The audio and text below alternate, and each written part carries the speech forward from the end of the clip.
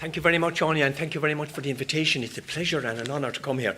I was reading up a little bit about James Fintan Lalor, and sadly, I suppose the Tipperary role in it wasn't very positive. He was imprisoned, of all places, in Borrisoleigh. Now, I heard of many things about Borrisoleigh, but I never thought they'd imprison anybody there.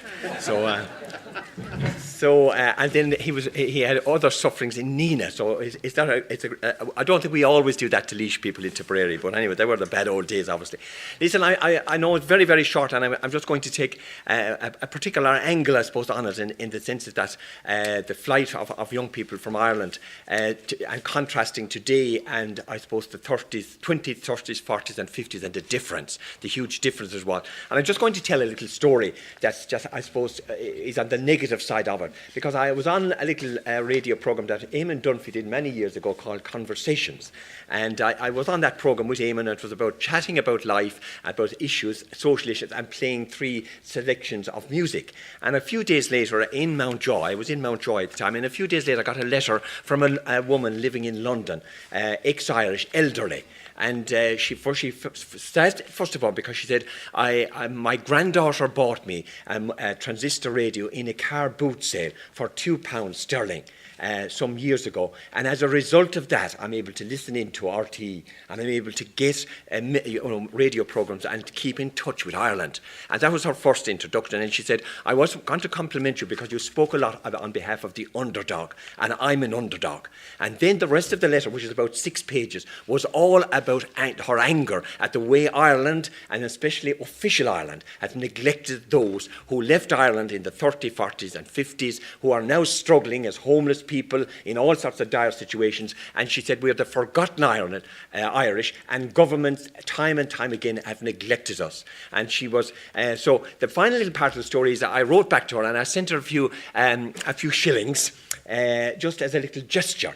And God, I got a letter back a couple of weeks later, and she said, thank you very much for the gift. But she said, I'll use the gift to buy stamps, to write to newspapers and other authorities to promote the cause of the forgotten Irish. And I just said, my God, that is so true. Because there's not a family in Ireland, I guess, that hasn't an experience of somebody in the 30s, 40s and 50s who were forced to leave Ireland because of poverty and because of lack of opportunity. But I suppose one of the contrasts of modern times was that they went, generally speaking, poorly educated and in no fit state to be able to become self-sufficient. They got the lowest paid and the toughest jobs. And in England in particular, they also met a pretty hostile community wherever they went. So it was tough going for people. And I suppose we forget sometimes that the contribution that they made. And the final point I want to make is that would not happen today. I'm pretty sure. I have a daughter like Anya. I have a daughter in London for the last 14 years.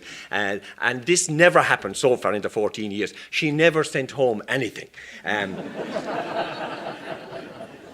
But I bet there's many people here today that know very well that one of the great things that the Irish did in the old days was they immigrated. And what did they do, though? They sent money home regularly to help the family at home and to help younger siblings or whatever it was. They made a massive contribution. And I suppose in the contribution side I'm thinking of those. I had my family had uncles and aunts, 3 uncles in America. Regularly the old parcels arrived when we were small. They were a godsend to my mother. Regularly, the old dollars came, $10 or $15 in those days, where it was like winning the lotto. And that was a contribution that the Irish made. Suffered a lot, had to make a huge sacrifice, and never forgot their roots. And were very generous, even though they hadn't much themselves. I think it's important on an occasion like this to remember that those people and the contribution they made to Ireland indirectly and directly. And then I suppose the other contrast is nowadays we have a huge amount of young people leaving Ireland. The area of Ireland that I'm most familiar is naturally rural Ireland.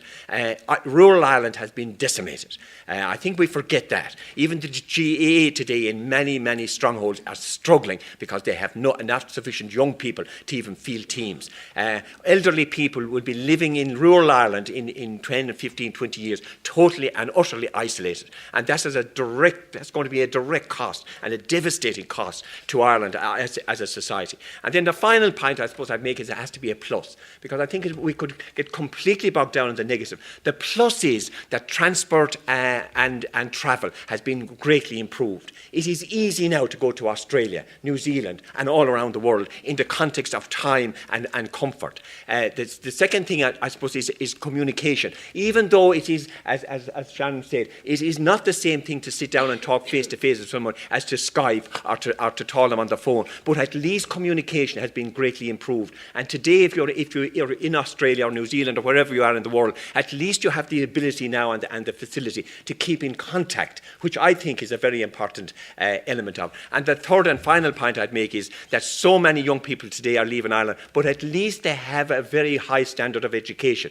And rather than being treated antagonistically when they go, my information is that most Irish are welcomed because of their personality, but mainly because of their ability and their education. So while things have changed dramatically in so many places, isn't it amazing that still in 2014 we are back again to the 20s, 30s and 40s era, where young people still have to go and leave Ireland. And while some are leaving, as my daughter did and Anya's daughter did, left by choice, because they hadn't to go in that sense. They left because they felt that there was more opportunity and there was greater rewards in other countries, and I suppose the excitement of it. So from my perspective, I also want to just compliment the bit I have written about James Fintan Lalor. He was a visionary. It is very hard to believe that back in the start of the 19th century that people like him were so visionary and so determined to make a difference. They were the people that started, I believe, the whole revolution of educating and encouraging people to rebel.